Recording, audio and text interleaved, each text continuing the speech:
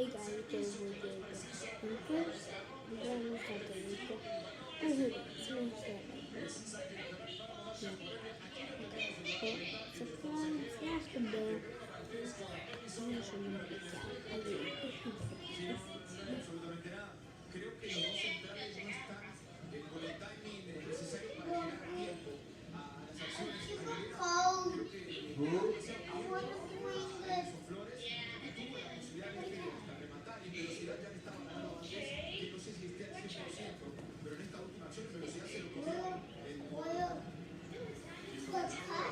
Sebastián Sosa saliendo a